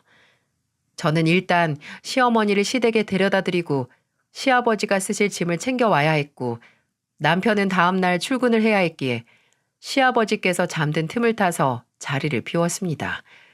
그리고 셋이서 시댁으로 갔어요. 남편은 시댁 문턱을 넘자마자 시어머니에게 불같이 화를 내더군요. 제가 뭐 많은 거 부탁했어요? 약 제때 드시는지 확인만 해달라고, 약 먹기 전에 식사만 챙겨달라고 했잖아요. 얘는 왜 이렇게 소리를 질러 지르길, 내가 뭐 한 번 약 건너뛰었다고 이렇게 유난을 떨 줄 알았니? 그리고 내가 그 인간 밥을 왜 꼭 챙겨줘야 돼? 아니, 손이 없어요, 발이 없어. 잘만 걸어다닌 인간이 밥을 굶기는 왜 굶어? 어머니, 아까 병원에서 뭐 들으셨어요? 아버지가 주무시다가도 밥도 약도 못 드신 거 아니에요? 당장, 정말 당장 푹 쓰러질 정도로 기력 없는 양반이 세상 모르고 자고 있으면 좀 깨워서 밥 먹고 약 먹고 다시 자라고 하기가 그렇게 어려운 거냐고요. 내가 뭐가 예뻐서 그런 수고까지 해. 내가 왜? 너, 네 애미가 얼마나 불쌍하게 살았는지 몰라서 그런 소리 하는 거야? 옆에서 그저 시어머니와 남편의 싸움을 두고 볼 수밖에 없던 저는 이제 올 것이 왔다고 생각했어요. 이제 시어머니와 시아버지 사이에 있던 거대한 벽의 실체를 알 수 있겠다고요. 남편은 가슴을 치며 얘기하는 시어머니 앞에서 크게 한숨을 쉬며 말했습니다. 또 그 소리예요? 또? 전 분명 말했어요. 꼴도 보기 싫으면 도와드릴 테니까 이혼하시라고요. 근데 어머니는 이혼 안 한다고 끝까지 고집 부리셨잖아요. 아버지 옆에 남겠다고 한 건 어머니예요. 근데 왜 매번 옆에서 아버지 꼴도 보기 싫다고 하면서 스스로 속을 썩히시는 건데요. 어머니, 아버지 요양병원에서 퇴원하시고 죽어라 눈치 주셨다면서요. 아버지가 주방에만 들어가시면 또 뭘 처먹으려고 들어간다고 눈치 줘서 아버지가 방 안에서 꼼짝도 못하게 만드셨다면서요. 그래, 내가 그랬다, 내가. 나 그 정도 눈치 줄 자격 있어. 그 인간이 젊었을 때 허구한 날 마음에 안 들면 나한테 손찌검하고 매번 다른 여자 만나면서 내 영혼 갉아먹었으니까 난 늙고 병든 인간 옆에 두고 눈치나 줘야 속이 풀리겠다. 그게 목적이었어요? 제가 이혼하라고 할 때도 아버지가 어머니한테 아무리 사과를 했어도 그저 이런 날만 기다리면서 살아오신 거예요? 예전에 잘못한 아버지한테 복수하려고? 뭐하러 그래요? 대체 뭐하러? 어머니, 그렇게 언제까지 살지 모르는 아버지한테 복수하신다고 예전에 쌓인 서러움이 풀릴 것 같아요? 어머니도 아버지도 그리고 옆에서 보는 저희도 그냥 피만 마른다고요, 피만. 네 아버지는 이미 알고 있었어. 내가 분명히 말했거든, 그 인간한테. 당신 늙고 병들면 두고 보라고. 내가 처절하게 외롭고 서럽게 만들 거라고. 네 애비는 그저 과거 업보 돌려받는 거다. 너나 고깝게 보지 마라. 네 애미도 젊었을 때는 지금 네 애비만큼 불쌍하게 살았어. 대체 왜 시어머니가 늘 시아버지를 못 잡아먹어서 안달이었는지, 두 분 사이가 냉랭하기만 했는지 이제야 이유를 알겠더라고요. 나중에 집에 와서 남편에게 듣기로는 과거 시아버지가 시어머니에게 잘못한 게 많았고, 나중에 시아버지가 점점 늙어가면서 기세가 누그러지니까 시어머니에게 사과를 했다고. 그 이후로는 시어머니가 원하는 건 거진 다 들어주신 모양이더라고요. 속죄의 의미로 말이죠. 근데 그게 끝이 없어, 끝이. 매번 아버지가 사과한다고 가져다 바치면 왜 이것뿐이냐, 이걸로 용서받고 싶냐, 무지하게 조롱하셨지. 그냥 그때부터는 어떤 보상으로도 어머니가 받았던 상처가 채워지지 않는 거야. 그래서 내가 독립하기 전에 어머니한테 말했어. 어떻게든 도와드릴 테니까 이제라도 이혼하시라고. 차라리 안 보고 사는 게 어머니한테 좋은 것 같다고. 너무 아버지와의 관계에 매달리고 집착하는 게 어머니한테 안 좋으니까. 근데 어머니는 죽어도 이혼 못한다고 하셨어. 누구 좋으라고 이혼해 주냐고. 그저 죽을 때까지 옆에서 괴롭힌다고 하시는 거야. 그게 뭐냐고 진짜. 그게 같이 사는 자식들한테 할 짓이야? 진짜 내가 피가 말라서 독립했어. 누나들도 도움 안 되니까 그냥 내가 나왔지 뭐. 본인에게 상처 준 사람에게 남은 평생에 걸친 복수를 한다는 시어머니와, 아내에게는 나쁜 남편이었지만 자식에게는 좋은 아버지였기에 그런 아버지도 사랑하는 남편 모두 다 이해가 갔기에 어려운 문제였어요. 하지만 확실한 건 하나 있었어요. 시어머니의 복수 방식이 당장 살 날이 얼마 남지 않은 시아버지에게 가혹하다는 것과, 자식인 남편은 물론이고 시어머니 본인에게도 유해하다는 것을요. 이 사건 이후로 남편과 시어머니 사이의 골은 점점 더 깊어졌습니다. 남편은 이 문제를 나 몰라라 하는 시누이들에게도 점점 뒤돌기 시작했어요. 아예 일말의 희망도 기대도 하지 않게 됐죠. 저도 마찬가지로 인간적으로 시누이들이 이해가 가지 않았고요. 저희 집에는 당장 시아버지에게 내어드릴 방이 없었기에 그저 제가 시댁으로 출근하듯 가서 시아버지를 챙겨드렸고요. 남편은 퇴근을 아예 시댁으로 해서 하루에 한 번은 시아버지 얼굴을 봤습니다. 그리고 주말이면 꼭 저희 애들을 데리고 시아버지를 찾아갔죠. 얼마 남지 않은 시간, 손주들과의 시간을 어떻게 해서든 더 보내게 해드리고 싶었으니까요. 그렇게 아슬아슬한 날이 지나갔습니다. 시아버지께서 복용하는 약은 나날이 늘어만 갔고 손등에는 더 이상 주사 바늘이 들어가지 않을 정도로 가죽만 남게 됐어요. 그리고 시아버지께서 암 판정을 받고 석 달이 지날 때쯤 시아버지의 생신날이 다가왔어요. 저와 남편은 어쩌면 마지막일 수도 있는 생신일지도 모르니까 가족들이 모두 모여서 축하하면 좋을 것 같다고 의견을 모았어요. 남편은 그때까지도 시어머니와 시누이들과 사이가 서먹서먹하다 못해 거칠거칠까지 했지만 시아버지를 위해서 내색하지 않고 참기로 했죠. 주말에 날을 잡아 시아버지 생신 축하 계획을 위해 시누이들에게 연락을 넣었는데 정말 생각지도 못한 대답을 들었네요. 다음 주 아버지 생신? 어머야, 나랑 정숙이랑 엄마랑 여행 가기로 했어. 뭐? 여행? 언제 가는데? 다음 주 수요일에 가서 그 다음 주 화요일에 한국에 도착하지. 수요일이면 아버지 생신이잖아. 그리고 한국에 도착한다고? 그럼 해외여행을 간다는 거야? 감으로. 지금이 비수기라서 티켓이 싸더라고. 엄마가 말 안 했어? 난 엄마가 한 줄 알았는데. 아니, 제정신이야? 다음 주에 아버지 생신 있는 거 다들 몰라? 진짜 이런 말 하기 싫은데 어쩌면 마지막일지도 모를 생신이야. 근데 고작 그 해외여행으로 아내랑 딸이 자리를 비우겠다고? 그럼 어떻게 하니? 이미 몇 주 전에 표 사고 호텔 예약하고 다 했는데 며칠 자리 비운다고 무슨 일 안 나? 너는 꼭 무슨 일 나길 바라는 사람처럼 말한다. 무슨 헛소리를 하는 거야? 아니, 생각이 있는 거야, 없는 거야? 이 집에 제정신 바뀐 건 나뿐이냐고. 남편은 속이 터져라 미치려고 했고 저는 어차피 와봤자 좋은 꼴 보여줄 사람들도 아니니까 차라리 잘 됐다고 생각하자고 남편을 위로했네요. 시아버지의 생신날 새벽같이 시어머니와 시누이들은 괌으로 떠났고 남편은 연차를 내고 저와 함께 시아버지의 생신상을 준비했습니다. 시아버지께서 평소 좋아하시는 음식을 빠짐없이 만들기 위해 새벽 시장에 갔다가 수산시장에도 가고 마지막에는 마트까지 들러서 어마어마하게 장을 봐왔네요. 시아버지는 본인이 주무시는 시간에 시어머니가 공항으로 떠나 텅 빈 집에서 저희를 기다리셨죠. 장을 다 보고 애들까지 데리고 시댁으로 가자 시아버지는 오랫동안 웃지 않았던 사람처럼 힘겹게 얼굴 근육을 움직여 저희에게 미소를 보여주셨어요. 저와 남편이 주방에서 이것저것 만들고 있을 때 아이들은 할아버지 앞에서 재롱을 부렸고요. 딸은 영어 말하기 대회에서 했던 스피치를 보여드리고 아들은 유치원 장기자랑에서 했던 춤을 보여드렸죠. 시아버지는 공연 잘 봤다고 애들에게 종이접기로 이것저것 접어서 주셨습니다. 공연비라고 말이죠. 몇 시간을 주방에서 고생해서 정말 상다리가 부러져라 음식을 만들어 시아버지 생일상을 받으렸네요. 소화기관이 많이 약해져서 배부르게 드시지는 못했지만 시아버지는 정말 맛있다는 표정으로 한술 한술 뜨셨어요. 식사를 다 마치고 배부르게 먹은 아들이 낮잠을 자고 있을 때 시아버지는 본인 무릎을 베고 잠든 손주의 머리를 살살 쓰다듬으며 입을 떼셨어요. 내가 벌 받나 보다.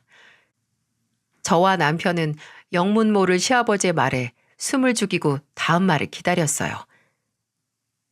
예전에 민준이 네 애미한테 잘못했던 거 그대로 돌려받나 보다. 그러니 이렇게 당장 오늘 내일 해도 아내나 딸들이나 비행기 타고 여행이나 가지. 그런 말씀하지 마세요, 아버지. 아버지가 벌 받는 거면 저희도 옆에 없어야 돼요. 아버지는 어머니께 할 만큼 사죄하셨고 아버지는 벌 받을 만큼 잘못하신 것도 없어요. 제게는 늘 좋은 아버지셨으니까요. 남편은 이 말을 끝으로 몇 번 입을 달싹이더니 이내 감정이 북받쳐 오른 건지 바람 쐬겠다며 집을 나갔어요. 시아버지는 그런 남편의 뒷모습을 보면서 힘없이 웃으며 말씀하셨죠. 제가 나를 많이 아껴서 그런다. 분명 제 애미 마음도 다 이해를 할 거야. 근데 마음이 기울어서 너무한다고 생각하는 거겠지. 참, 나도 후회할 일만 어지간히 많이 만들고 살았네. 공허하고 허무한 말이었습니다. 저는 그런 시아버지에게 무슨 말을 해드려야 하나 한참 고민했어요. 하지만 무슨 말을 한다고 해도 큰 위로가 되지 않는다는 거 알고 있었죠. 제가 이 집 식구가 되기 전에 아버님이 어떤 인생을 살아오셨는지 전 모르지만 제게 아버님은 그 누구보다 다정한 최고의 시아버지셨어요. 남편에게도 아마 마찬가지였을 거고요. 남편에게는 최고의 아버지시겠죠. 그러니까 저나 남편에게 그리고 저희 애들한테도 후회할 거 하나도 없으세요. 아버님께서 저희에게 후회 없이 최선을 다하셔서 저희도 아버님께 후회 없이 최선을 다한 거니까요. 시아버지는 제 말에 고개를 떨구시더니 이내 눈물을 보이셨어요. 저는 시아버지 가까이 가서 그저 어깨를 감싸 안아드렸죠. 잠에서 깬 아들도 막 깨서 무슨 일인지 알 수 없지만 엄마가 할아버지를 껴안아주고 있으니 본인도 벌떡 일어나서 울고 있는 할아버지를 껴안더군요. 때로는 10마디 말보다 한 가지 행동이 사람에게 큰 위로를 주는 법이니까요. 어쩌면 저도 아이들도 그날 시아버지에게 작별 인사를 시작했는지 모르겠습니다. 마음의 준비를 그때부터 시작한 것 같아요. 또 시아버지도 뭔가 다짐을 하셨나 봅니다. 며칠 후 시아버지는 어떤 남자분 하나를 대동해서 저희 집으로 찾아오셨어요. 시아버지와 같이 나타난 남자는 본인을 시아버지의 변호사이자 유언장 집행인이라고 밝히더군요. 아, 시아버지에게 저희에게 할 말을 준비하셨나 보다. 처음에는 그저 이렇게만 생각했죠.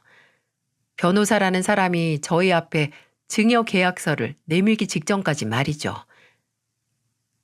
아버지 이게... 맞다. 이제 나도 정리를 좀 해야지. 나도 이제 내 몸이 얼마 안 남았다는 거 알겠다. 매일매일 아침에 눈 뜨는 게 그렇게 감사하고 또 그렇게 무서울 수가 없어. 근데 아버지, 이걸 왜 저희한테 주세요? 어머니나 아니 누나들도 불러서 해야죠. 아니, 너희만 있으면 된다. 내가 가진 원룸 건물은 50% 너희 둘한테 주고 나머지 50%는 네 애미랑 누이들한테 셋이서 알아서 나눠 가지라고 줄 거다. 또 내가 죽고 나면 내 통장에 있는 3억까지 너희한테 상속되게 해줄 거야. 건물은 미리 증여하는 거고 유언장에도 그대로 적을 거다. 나 아플 때 특별 부양해준 니들 2명한테 법적 권한이 최대한 가도록 여기 최 변호사가 할 거니까 걱정 말고. 그동안, 아니 아직 내가 눈을 감진 않았지만 정말 고생 많았다. 아버님, 아버지 이러는 게 어딨어요. 제가 뭐 이런 거 원한다고 지금까지 아버지 모신 줄 아세요? 니들이 재산 노리고 한 거 아니라는 거 누구보다 내가 더 잘 안다. 나는 그저 후회하지 않으려고 그러는 거야. 내가 이 돈을 끌어안고 죽겠니? 어디다가 뿌리겠니? 이 재산을 당연하게 생각 안 하고 거저 얻은 게 아니라 내 일부라고 생각하고 소중하게 여길 사람한테 더 많이 가도록 하는 것뿐이니까 부디 받아주길 바란다. 다시 한번 참 고생 많았다. 민준이는 답답한 아버지 옆에서 참느라고 고생 많았고 우리 새아기는 다 늙은 시아버지 간병해 주느라고 고생했고 내가 참 너한테 미안한 게 많어. 시부모도 부모라고 참 애썼어. 그런 말씀 하지 마세요. 먼저 저를 딸처럼 잘해주신 건 아버님이세요. 전 진짜 그냥 해주신 만큼 드린 건데, 아니, 저한테 지금까지 해주신 만큼 다 돌려드리지도 못했어요. 아니다. 줄 만큼 많이 줬어. 너희 덕분에 내가 후회 없는 인생을 산 것 같다. 그것만으로도 좋게. 이제 정말 눈 감는 게 두렵지가 않다. 마지막으로 내 뜻대로 너희가 이걸 받아줘야 정말 끝까지 후회가 없을 것 같다. 부디 너무 부담스럽고 마음 무겁게 느끼지 않았으면 좋겠구나.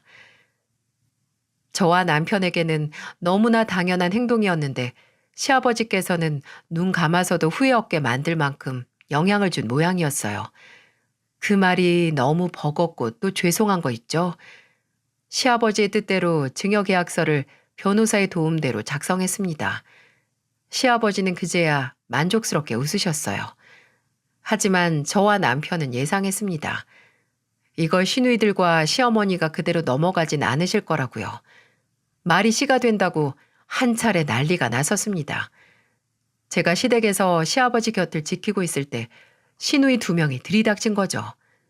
둘은 시아버지의 재산 일부분, 아니 대부분이 저와 남편에게 증여된 걸 알고 찾아온 거였어요. 아버지 있어요? 엄마, 아버지 지금 어디 있어요? 너희 아버지? 지금 작은 방에 며느리랑. 야, 너 우리 아버지한테서 떨어져. 시아버지께서 편찮으신 것도 잊은 건지 도저히 아픈 사람 앞에서 보일 모습은 아니었어요. 아버지, 지금 제정신이에요? 약에 뇌가 쩔어져서 판단 능력이 없어진 거 아니냐고요. 이렇게 제정신인데 이럴 수가 있냐고요. 뭐야? 무슨 일인데 그래? 엄마, 아버지가 민준이랑 전현한테 건물 50% 넘기신대. 이미 증여까지 했고 아버지 나머지 재산도 쟤네한테 준다고 하잖아. 아니, 민준이만 아버지 자식이에요? 나랑 정숙이는 아버지 자식도 아니냐고요. 형님, 목소리 좀 줄이세요. 지금 아버님 몸 상태 알고도. 넌 입 닥쳐. 너랑 민준이가 뭐라고 아버지한테 바람을 넣는지 몰라도 우린 전혀 용납 못해. 저 양반이 진짜? 아니, 미숙이랑 정숙이는 당신 자식 아니야? 그리고 난 어떻게 하라고? 평생 당신 옆에서 속만 까맣게 타들어가면서 살았는데. 당신 언제든지 나랑 이혼할 수 있었어. 그거 안 하고 옆에 남은 건 당신 선택이야. 이제 상관 안 해. 내 인생 절반을 당신한테 미운 짓 하고 또 절반은 사과하고 산 걸로 좋게. 한 놈은 기억 못하고 당한 놈만 기억한다더니 당신이 사람이야? 당신이 나한테 어떻게 했는데? 그래, 그거 지금까지 당신한테 쭉 사죄해왔고 이제 상관없어. 어차피 당장 내일 아침에 못 일어나도 이상한 것 없으니까 더 이상 후회할 일 안 만들고 살 거야. 그리고 미숙이 정숙이 너네 한평생 아버지 등골 빼먹고 살았으면 나머지 인생은 알아서들 살아. 내가 한 푼도 안 줬으면 억울하지라도 않지. 건물 나머지 50% 니들이랑 네 애미한테 줄 거니까 사이좋게 논아서 뭐든 하고 살아. 일을 해, 일을. 이것만으로 니들한테 많이 하는 거다. 언제까지 변변치 않은 직업 하나 없이 애비한테 타간 돈으로 살 거야? 아버지가 아무리 돈 묶어놔봤자 돌아가시면 바로 소송 걸 거예요. 공정하게 분배해야지. 쟤네가 뭐가 예쁘다고 그걸 다 줘요? 그럼 니들은 나한테 한 번이라도 공정했었냐? 그저 니들 애미한테 들은 혐오와 미움 그대로 받아들여서 애비를 애비 취급도 안 했으면서 나는 마지막까지 나한테 잘했던 민준이랑 세아가한테 내 남은 최선을 다할 생각이다. 더 이상 군말하지 마. 더 말 보태면 나머지 50%도 도로 없던 일도 만들 테니까. 최 변호사한테 이미 다 말해놨다.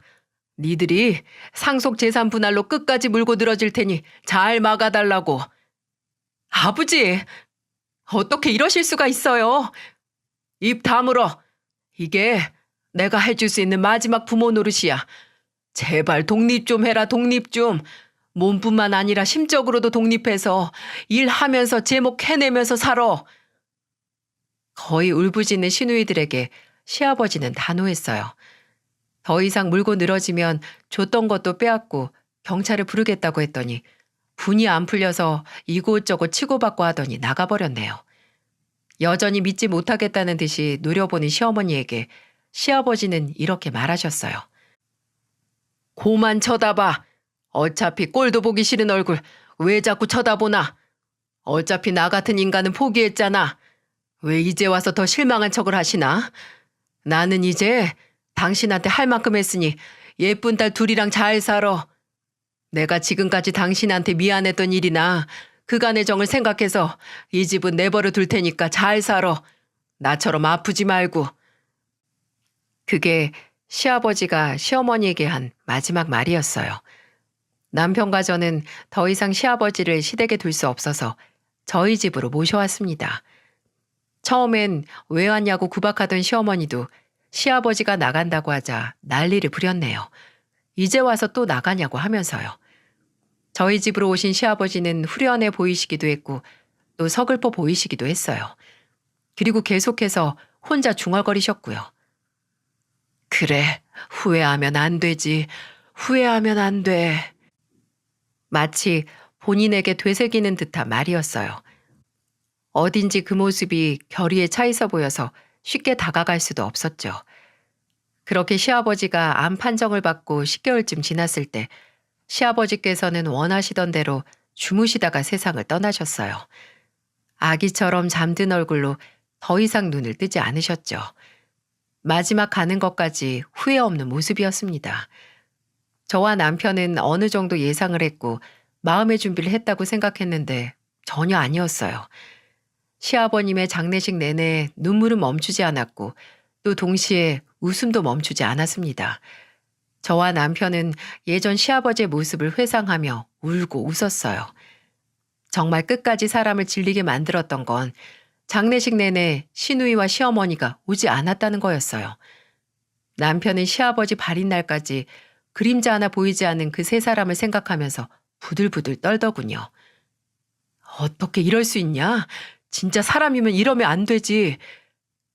그렇게 길기도 하고 짧기도 한 장례를 치르고 나서 이제 더 이상 아픈 곳 하나 없을 시아버지를 생각하면서 기쁘기도 했고 또 허전한 빈자리에 슬프기도 하더라고요.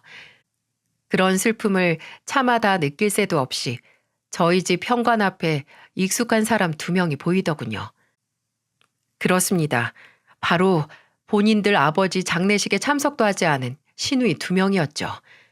남편은 제가 뭐라 말릴 새도 없이 그 둘 앞으로 가서 소리쳤어요. 여기가 어디라고 와? 진짜 누나들이 사람이야? 사람이냐고. 고작 그 돈 때문에 아버지 보내드리는 날도 오지도 않아? 이해봐라. 고작 돈이란다. 참네. 너는 많이 받아서 아쉬울 거 없겠지만 우린 억울해서 요즘 잠도 못 자. 진짜 장난해? 염치가 있으면 양심이 있으면 더 바라면 안 되지. 대체 어디까지 구질구질해질래? 뭐? 구질구질? 이게 진짜 돌았나? 야, 잔말 말고 건물은 그대로 둘 테니까 아버지한테 받은 3억 그거나 내놔. 너희는 건물 50% 가져가니까 그 돈이나 내놓으라고. 너야말로 양심 있으면 그거 혼자 꿀꺽하는 거 아니지? 아니, 못 주겠는데? 그거 누나들한테 주면 우리 아버지가 저승에서도 후회할 일이라서 못 줘. 2달이 멀쩡하면 일을 해서 돈을 벌어. 아, 정신이 온전치가 못해서 어려우려나? 뭐? 이 자식이 진짜? 짝! 하다 돈 내놓으라고 패악질하고 이제 동생 뺨까지 갈기는 시누이들.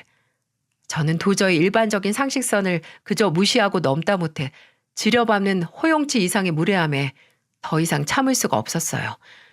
고삐가 풀리고 눈이 도는 기분이었죠. 야, 너 이리 와. 지금 남의 집 앞에서 뭐 하는 짓이야?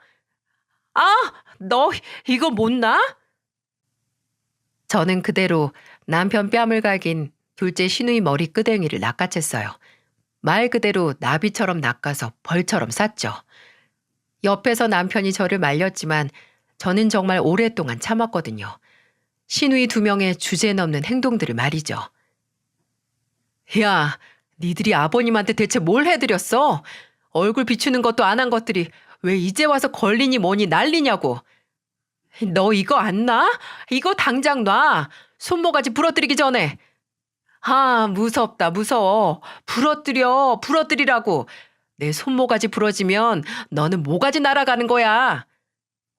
제가 둘째 시누이 머리끄댕이를 마치 질기고 질긴 미역 마냥 잡고 놔주질 않자 남편은 경찰에 신고를 했습니다.